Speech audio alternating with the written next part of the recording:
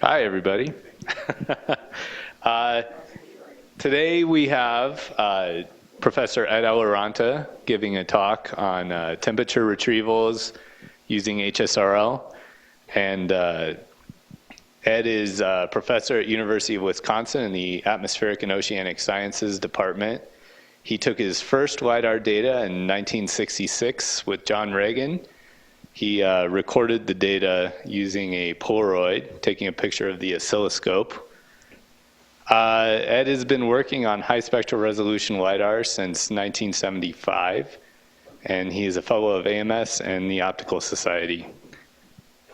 So let's all put our hands together and give Ed Eloranta a warm welcome.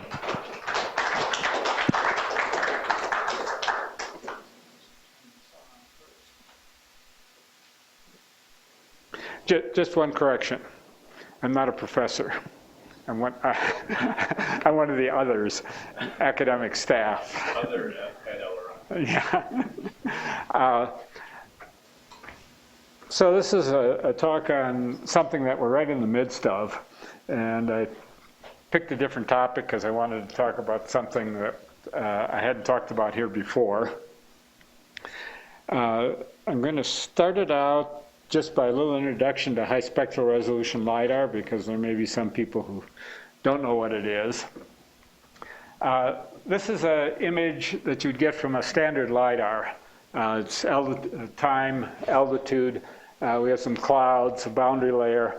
What we see in it is a lot of attenuation artifacts, shadows behind things. And this is a basic problem that standard LIDARs have. The difficulty is that the received signal is a product of the backscatter cross-section and the attenuation term. The net effect of this is that we could have two targets of very different sizes, one with a cloud in between, and get exactly the same signals back because the attenuation made up for the bigger size of the target.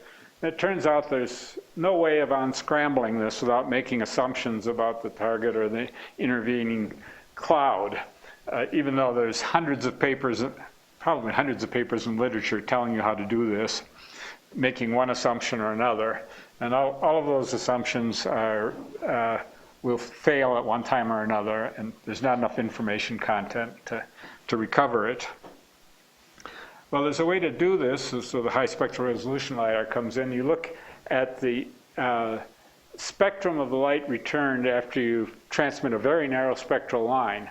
What you get back is a broad spectrum from the backscatter from molecules because of the Doppler motion of the molecules, the speed of sound, they're rattling around, plus a narrow spectrum from the aerosols and particulate matter because they're big heavy things that are moving around by Brownian motion. And the wind, a few meters per second rather than 300 meters per second. So you can use this in the high spectral resolution LIDAR in this fashion. You have the incoming light, the full spectrum. You take part of it and you bounce it off a beam splitter and you put it into a detector. You detect everything. This is just the standard LIDAR channel. You take the rest of the energy and you put it through an absorption cell. In this case, we use iodine, which is a very narrow absorption line. We have the laser tuned exactly to the center of the spectrum comes back as like this, but we tune it right to the middle of this absorption line that absorbs out the center of the spectrum. It leaves just the wings of the molecular spectrum, these parts of it.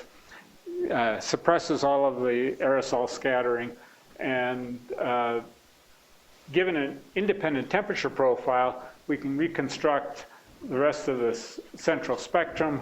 We can subtract it from this, and we'll have separate molecular and aerosol scattering. The result of this is we get two equations. One equation for the molecular scattering, a second equation for scattering from particulates. The molecular scattering has a bunch of, well, I think I've got this on another slide. Let's go. Yeah, here. If we look at these two equations, the molecular scattering has a bunch of geometric factors in it. It has a molecular backscatter cross-section and the extinction. It shares the geometric factors and the extinction with the particulate scattering. So it turns out we can divide the two, and we get the scattering cross-section of the aerosols over the scattering cross-section of the molecules, and the backscatter cross-sections. Put your microphone back on. Oh, thank you. Good idea. So you divide the two, and you get the backscatter ratio, but the molecular scattering cross-section, we know, if we know the density of the atmosphere, we can calculate that, and that means that we can calculate the backscatter cross-section of the atmosphere, and all of these inconvenient geometric terms fall out, and this unknown extinction term falls out, and we've got an absolutely calibrated measurement. You get these two curves. The molecular curve, it gets extinguished as it goes through the aerosol. This is the aerosol backscatter. Here we have a little cloud. You get extinction there, another cloud, more extinction. From that, you can get the backscatter cross-section and the extinction. Now we go back and look at our first picture of the aerosol backscatter from a standard LiDAR. We do the separation, and now here is the backscatter cross-section from the aerosol and particulates. Two things have happened. First of all, we see most of these shadows have disappeared, except when the cloud gets too thick so we can't see through it, and clearly we have a shadow there. The other thing is we subtracted the molecular scattering out, and so weak aerosol scattering features appear that we couldn't see before. And furthermore, we get to put this nicely calibrated scale on here that's a scattering cross-section with units on it, and we believe them because it can be robustly calibrated. We can also measure the depolarization to tell whether the particles are spherical or not. Anyway, end of the very short HSRL background. This is what one of the instruments looks like. It's an internet appliance that plugs into 110 volt power cord and internet cable, and we ran this instrument at Eureka on Ellesmere Island for 5 years. It sends its data back via the internet in real time. Very robust instrument. And if we could use this for measuring temperature, it'd be pretty nice. Some of the characteristics of the instrument: it's a low power instrument, 250 milliwatts of transmitted energy. It's at 532 nanometers, 4 kilohertz bandwidth. It has a common receive transmit telescope. The important things: it's safe for viewing at the output beam. You can look right into this thing, and it looks damn bright, and you don't like to do that, but it won't hurt your eyes. It has very narrow field of view and a very narrow receiver sky noise bandwidth, which means that it can operate in the middle of the daylight. You can't actually tell the difference looking at the images, whether it's daytime or nighttime. Well, now to temperature. It turns out that if you look at the molecular spectrum, it's temperature dependent, as you'd expect. The temperature goes up, the molecules move faster, you get more Doppler broadening. So here from 200 degrees to 300 degrees Kelvin, you see the difference in the spectrum. Well, you can immediately see that there's going to be a problem afoot. There isn't a whole lot of difference in the spectrum with 100 degrees difference in temperature. And most of you guys want to measure temperature at the 1 degree level or so. So we can see we're going to have kind of a tough job here. And if we look at the calibration coefficient that tells us what the transmission of the molecular channel is as a function of altitude, we can see that problem again. We see the temperature dependence, this transmission going down as this spectrum narrows up to the tropopause and then increasing as the temperature increases above. So we can see there's temperature information in it. But again, it isn't a huge difference. So we got problems. Well, now I should do a little background of why we're doing this. This is not the first time people have thought of doing this. There's this very nice paper by John Hare from CSU and Joe Shea collaborators actually making these measurements in 2001.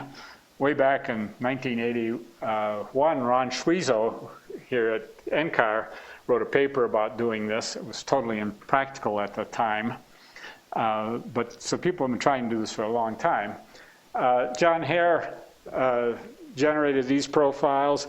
We decided to take a look at this again for two reasons. One, the technology's gotten better, so maybe we're better at this now. But the other reason is that this is going to be a really hard measurement. If we can solve the problems of doing this, we can make our standard aerosol measurements a whole lot better. So we took it on as a project to HSRL improvement project, maybe temperature measurement project. Anyway, these are the kind of results that John was getting over some 6-hour integration. A problem that he had and that we still have is that the temperature profiles tend to have offsets, sort of constant offsets over the total altitude. They flop back and forth, and he had to always normalize the temperature profile at one altitude to get them to match. But nevertheless, they were temperature measurements.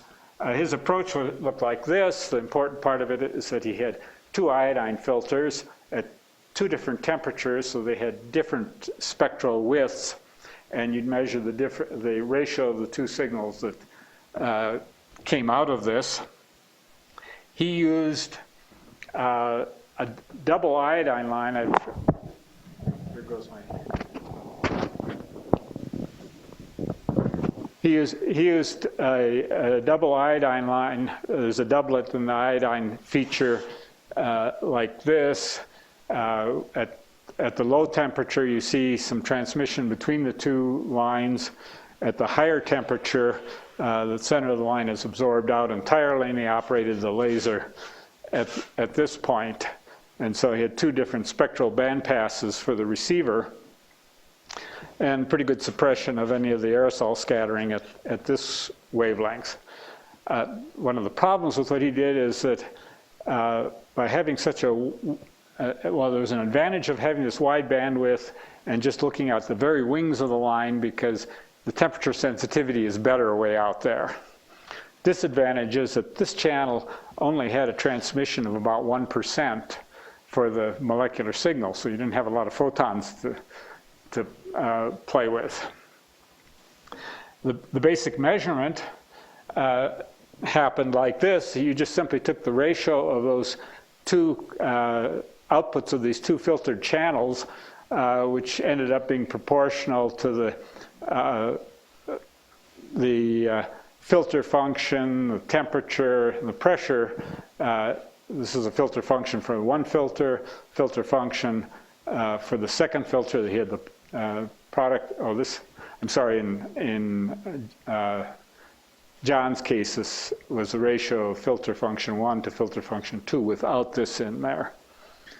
And so you could generate a table of these ratios and as a function of temperature and recover temperature out of it. This is the way that we've approached it. In our receiver, we take the part of the signal out here just as in the normal HSRL. We go through the normal iodine cell and take another part of the signal out. We can do the standard HSRL retrieval from this. Then we take an additional part of the signal and we go through an iodine cell, but it has argon added to it. The collisional broadening in the argon widens the absorption band. So now we have filters with 2 spectral widths to differentiate the temperatures. And we do that ratio I just showed, but now there's a product of one. Well, what does this give you? When you look at these 2 things, it's sort of a complicated drawing, but if you look at this curve, this is the band pass of the narrow iodine filter, the standard HSRL filter. This is the band pass of the argon broadened filter, and the blue is an example of the molecular spectrum, and then this red is the band the molecular signal passing through the wide filter versus the molecular signal passing through the narrow filter. The temperature information is embedded in the ratio of these two. We have an advantage here in that the transmission of this broadened filter is larger than John had with this double iodine filter. So it turns out we'll get something like 24% through. I'll show in a moment. We did, all of this work was done by Ilya Razenkov, one of my collaborators at Madison. I've just stolen it from him to show you guys. He set up this thing, this procedure to look at the argon broadened iodine absorption. And so here's frequency in gigahertz and the transmission of the argon filter as a function of the pressure of argon in the filter. The iodine pressure is about 3 torr at the temperature we operate at, and so the argon is broadening it. So then the question was to try to find out how much argon do you really want to have in there? If you have lots of argon in there, the filter gets very wide, the transmission gets kind of low. You have very little argon, you end up not having much difference between the transmission of the two channels. And he set up sort of a figure of merit for this, which multiplies the sensitivity to temperature times the amount of signal you get, and you find out that you have an optimal somewhere around 100 torr of iodine in the filter. Well, when you do this, you now get another calibration curve. You have a calibration curve for that standard iodine line and the calibration curve for the iodine broadened line. And you're going to ratio these two things to get the throughputs of these two things to get your temperature. And again, you see that there's not a lot of difference when you start ratioing these things. So you're going to be asking for some fairly precise temperatures. Well, how does it work? Here's an example. This is a long integration. It was done over 7 hours, 7 hours. But you see a temperature profile running all the way up to 20 kilometers, clearly showing the tropopause getting into the stratosphere. Little indication of this inversion down here. Now I must point out that we've cheated a little bit because once again, our measured curve was off some 5 degrees off of this, and we had to push it back because our absolute measurement wasn't very well. And the other thing is that this is a measurement at the Green Bay radiosonde, and the measurements were made in Madison, so we're about 200 miles apart, so it isn't quite fair. When we look a little more detail, we look at the differences in the temperatures.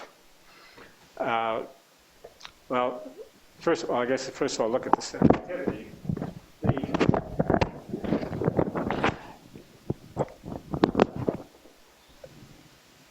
The change in the ratio with temperature per degree Kelvin is only about 1.5 times 10 to the minus third.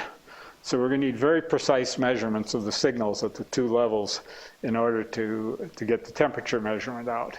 And if we looked at the absolute difference of that profile that we just showed, we see something here that up here it looks like we've got random noise on it, and those are the deviations. But it's pretty clear down here that we have a deviation from the mean temperature, and it's because you guys are picky and want temperatures of sort of the 1 degree level. This is 3 degrees, 4 degrees is not acceptable because you'll just go to your model and say, my model can do that well.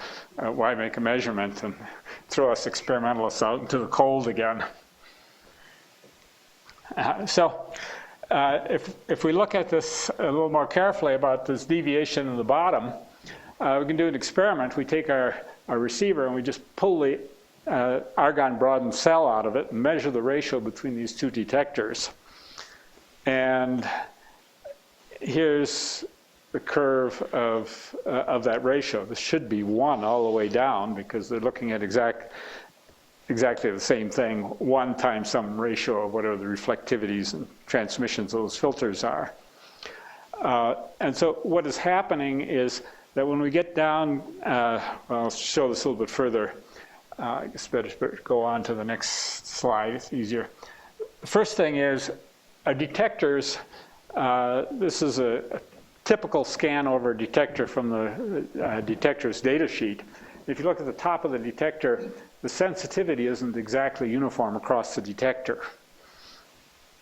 And when the laser pulse propagates away from the receiver, starts out close, initially the energy is imaged way behind the field stop, and only a small amount of the image of the illuminated volume actually gets through the field stop. When you get to far range, you eventually get to the point where all of the data ends up, all of the image gets imaged into the middle of the detector. So the filling of the detector changes with range. Now, if the detector has a little bit of sensitivity variation across its face, that's going to show up as a range dependence because the illumination has changed as you go away. This is the geometric overlap factor that LiDARs deal with all the time, usually kind of badly. We have trouble with that. So what we've done is, as a kludge experiment, we've added a fiber scrambler in front of the receiver. Now what happens is we take the light from the telescope, we focus it into a fiber. Inside the fiber, the signal bounces around. It comes out. It doesn't know exactly where it came into the fiber at. And so you get a more uniform distribution of energy across the exit of the fiber than you did at the entrance. It scrambles that spatial information and therefore should make you less sensitive to the change in focus as the beam propagates away from you. And indeed, this happens. If we looked at our original ratio with the iodine cell removed, we had this change which was 0.00, well, it was about 0.5% due to the detector effects. Now, the first thing we did is, even before we put the scrambler on, we just put some big detectors behind the system to see if that would help. These 7400 series Hamamatsu tubes aren't very uniform across their surface, but you expand the beam out, and that should make things better. And in fact, this greenish curve here showed the ratio with the big detectors, and we had only 0.2% variation with the big detectors. When we put the scrambler in, we start seeing this blue line, and now these things have gone down under 0.1%. So the scrambler has improved things a whole bunch. The other thing that's nice about this approach is the HSRL, first of all, is a very narrow field of view, very narrow spectral bandpass. That means it's possible to make these measurements in the daytime. You don't have to be restricted to nighttime data. Also, it does a very good job of rejecting aerosols, so you can take measurements right through cases like this where thin clouds come through. Obviously, when the cloud gets thick, it starts attenuating your signal, and your signal to noise, which is already a problem, gets worse behind it. But it's largely immune to aerosol interference. Well, with the scrambler in place, here's a 1 hour profile. Again, it's Green Bay and Madison, so we don't expect the profile to be the same, and that's probably what's going on this bulge up here. But you see now we've kept the shape proper down here at the bottom, and so it looks like the scrambler has worked. Another issue is just how you measure the transmission functions of the instrument. What we do, this is kind of a detail for LiDAR geeks, but what we do in the standard HSRL calibration, and we do this on the NCAR system as well, we scan the main laser across the filter to measure the filter bandpass. And what we're doing is we take a little bit of we put some big filters into the system, and we just look at the spurious scattered light pulse that comes out. We transmit the light out the telescope, and light gets scattered in the telescope, and some of that comes back into our receiver, and we just look at that scattering and make a measurement of it as we scan the receiver, and we end up seeing the combined channel here, this red. We scan across the channel. It just shows the sky noise filter. We have the blue line in here, which is the narrow filter with the iodine absorption in the middle of it, and this green line, which is the wider filter. But if you look at the filter, at these signals, they're kind of noisy.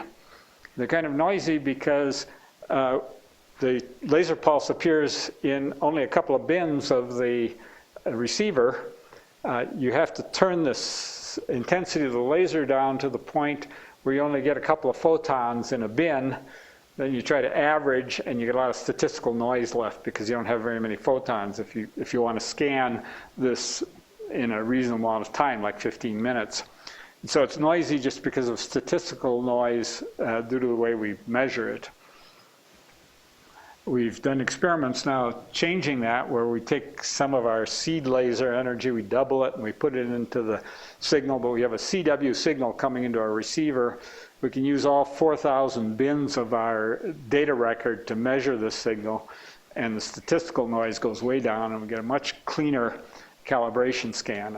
And this is going to help us in improving our knowledge of the filters, and thereby improving the temperature measurement.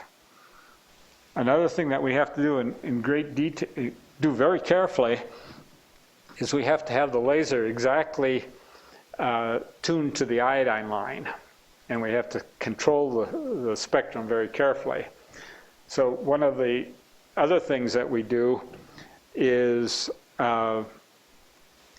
we use the dither of the main cavity of the laser, look at the modulation it produces on the output wavelength and transmission through a short iodine cell, which to tune the system. So if you look at this line, this is the slope of the transmission through this short iodine cell as you scan the laser, and looking at this effect as you dither at the slope as you do the dither, and it allows you to keep the system locked very closely on the iodine absorption. And here is a record of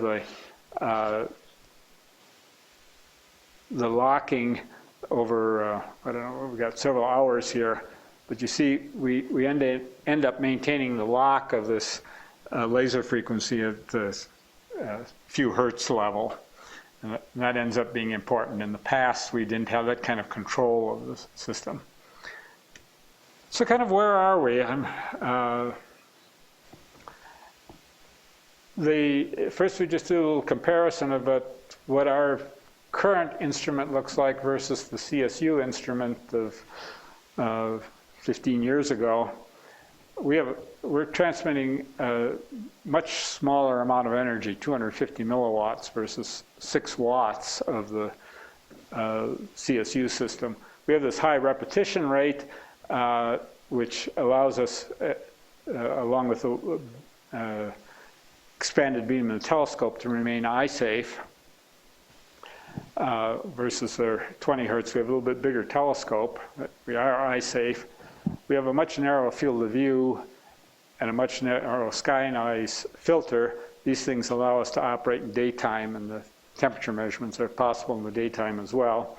And we have Geiger mode avalanche detectors rather than photomultipliers, and get like a factor of 5 better in quantum efficiency. So net result of it looks to us right now, our much lower power system generates profiles that are somewhat similar to those that John got with his earlier system, but with the advantage of eye safety and daytime operation. We still have the plus or minus 5 degree offsets, and that's what we're starting to work on now, figure out what exactly is going on. Our current theory is that it's probably detector sensitivity differences due to temperature differences of a few degrees on the detectors, even though they're supposed to be stabilized. It may be due to the fact that the average current through the detectors depends on what the background noise is at a given time. As I said, we've got our narrow field of view allows daytime measurements. Measurements are insensitive to clouds and aerosols, except for lowering the signal-to-noise ratio. The current systems have been deployed and are very reliable. The system we have at the DOE, the system we built for DOE that's at Barrow has been operating in Barrow for over 2.5 years without us visiting it, right, making continuous measurements. So if we could devise an instrument like this that really does good temperature profiles, it could be deployed in remote places and provide profiles much less expensively than you would with a radiosonde station. Fiber Scrambler has currently been kludged on for testing, and we're going to reconfigure the system, make that a standard part of the system. We're configuring the new calibration part as a standard part of the system. And then as the next step, we go looking for our plus and minus 5 degree offsets. In the future, there's a possibility that you could talk about systems with higher power, for example, or larger apertures to reduce the integration times. So the bottom line is I think there's still hope for this technique. Along the way, it's making our HSRL a much better instrument because we're understanding the small and subtle errors that are left in it. So, open for questions.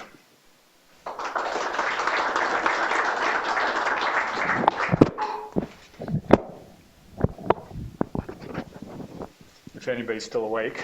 Yeah.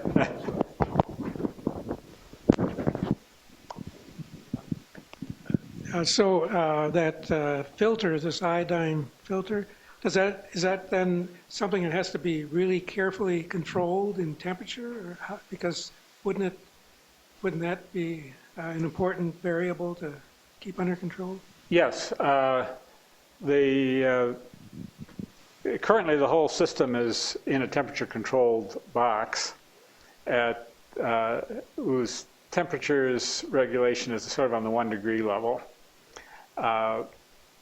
We probably have to improve that part of it also. We've kind of started off taking the most obvious problems and taking a swipe at them first. Temperature control we know how to do. It's just kind of awkward building a little extra temperature control box around the cells.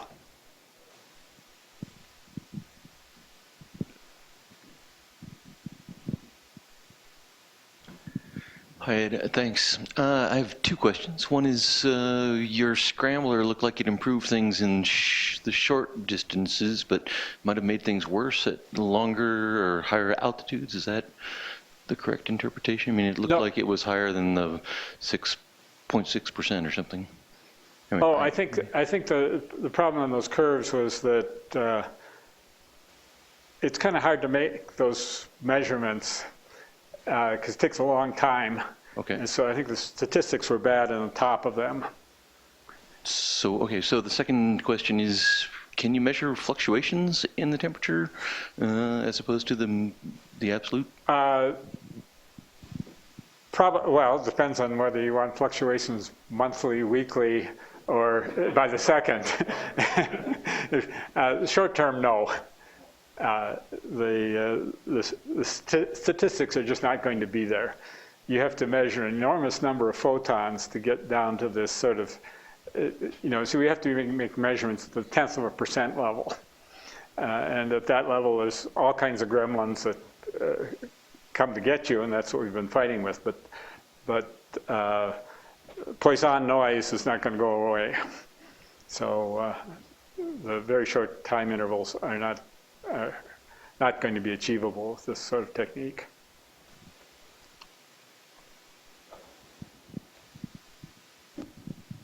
You said it, but I kind of missed it. What are your integration times for temperature profile, and how does it vary with altitude? Because you probably have a lot more photons down low compared to up high.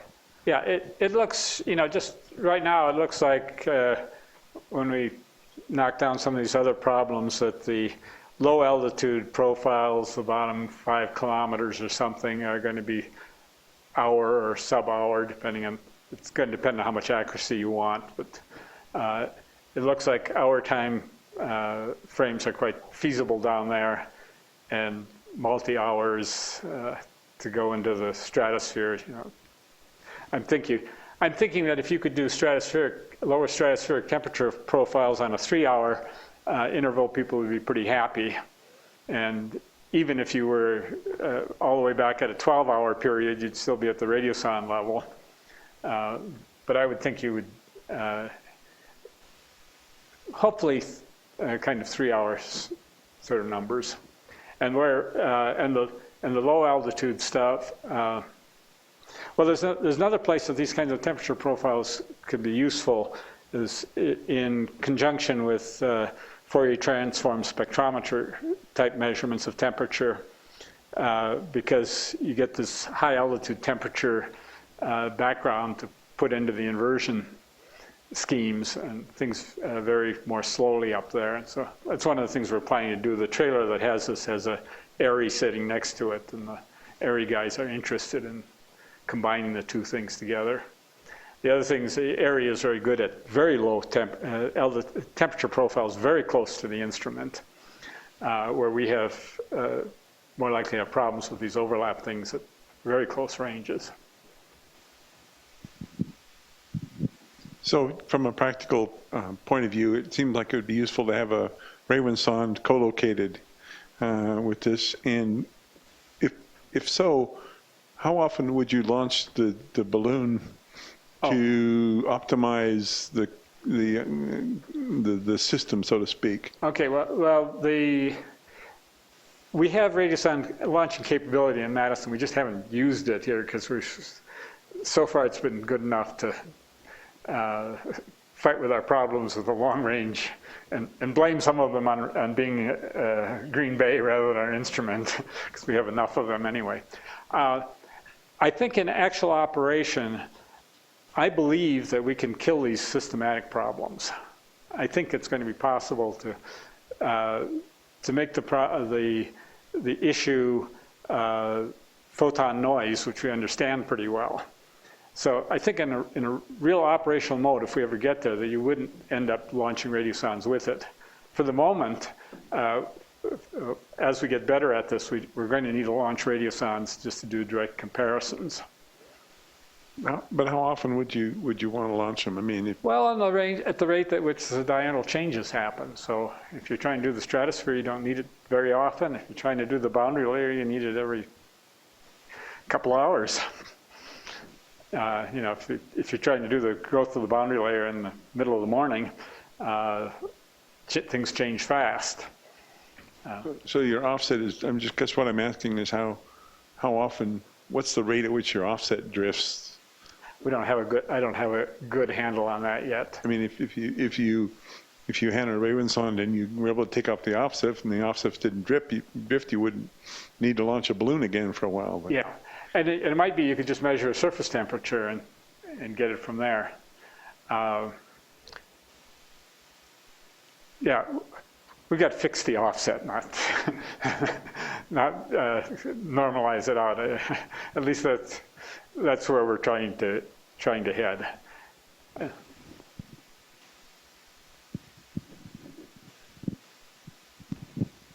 I have seen the HSRL. They have from NASA. They have 2 wavelengths, and they can get more information out of it for aerosols, at least. So I was wondering if the 2 wavelengths will improve something for the temperature, or will you have the same problem? Well, our system, I didn't talk about it here. Our system also now has a 1 micron channel as well. The NASA also has 355 nanometers. By itself, that won't help in the temperature measurement. However, if you were to move the measurement to 355, you would have larger molecular signal, and you have a larger bandpass. It would be easier, except for one detail. Iodine doesn't absorb at 355, and we don't have another convenient molecule that gives us this nice narrow filter. Then you get stuck with using Fabry-Pro etalons or other types of interferometers for the receiver.